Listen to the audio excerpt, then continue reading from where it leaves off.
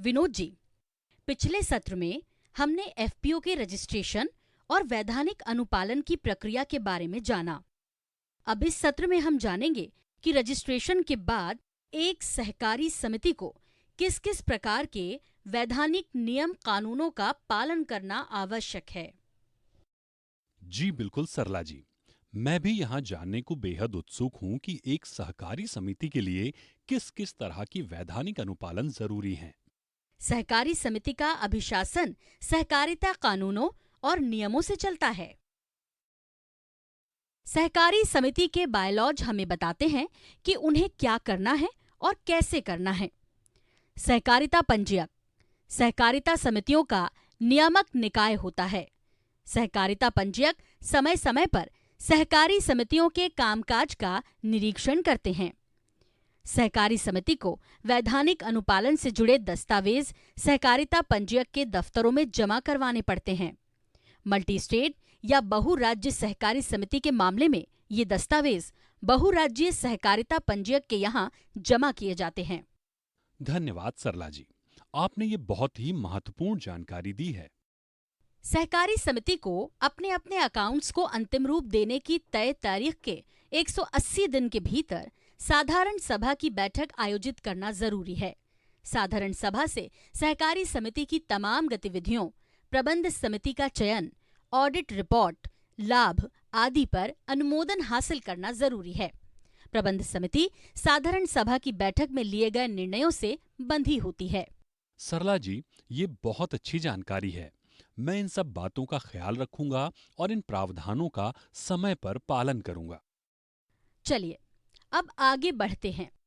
साधारण सभा की बैठक के 30 दिन के अंदर सहकारी समिति को अपने संविधान, कारोबार और उससे जुड़े अन्य मामलों की जानकारी सहकारिता पंजीयक को देना होगी।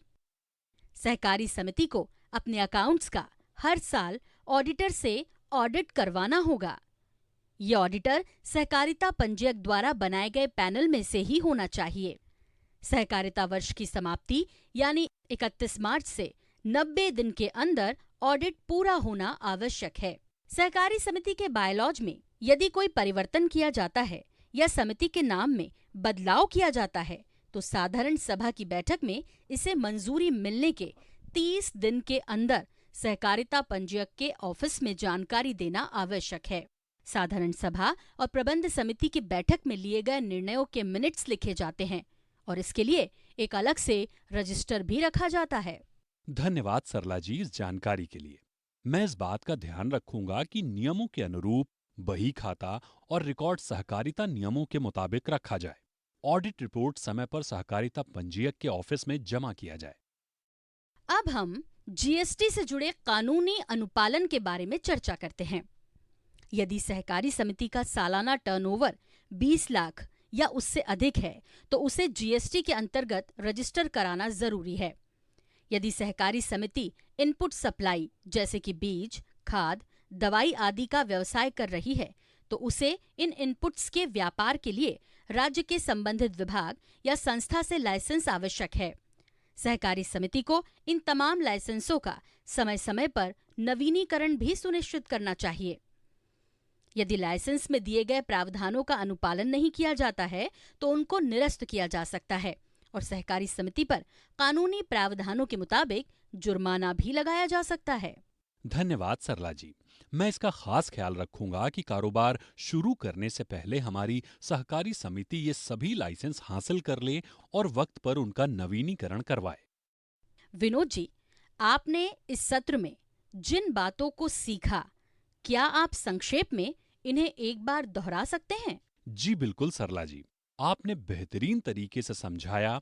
मैंने जाना कि सहकारी समिति के पंजीयन के बाद समय पर बैठक करना और उसके मिनट्स रखना बहुत जरूरी है।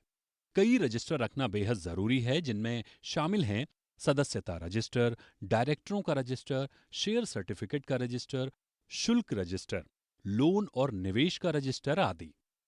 अकाउंट का सही रखरखाव और उनका समय पर ऑडिट करवाना जरूरी है। नियमित रूप से जीएसटी फाइल करने समेत दूसरे टैक्स नियमों का अनुपालन बेहद जरूरी है। इनपुट व्यवसाय के लिए लाइसेंस लेना जरूरी है और उनका समय समय पर नवीनीकरण करना पड़ता है। समिति का सालाना अकाउंट्स पर सहकारिता वर्ष समाप्त होने यानी 31 मार्च से 180 दिन के अंदर साधारण सभा की मंजूरी लेना अनिवार्य है। साधारण सभा की मंजूरी के बाद 30 दिन के भीतर सालाना अकाउंट्स सहकारिता पंजीयक के ऑफिस में जमा कराना होता है। यह ध्यान रखना चाहिए कि सभी रिकॉर्ड्स ऑडिट के लिए उपलब्ध रहें।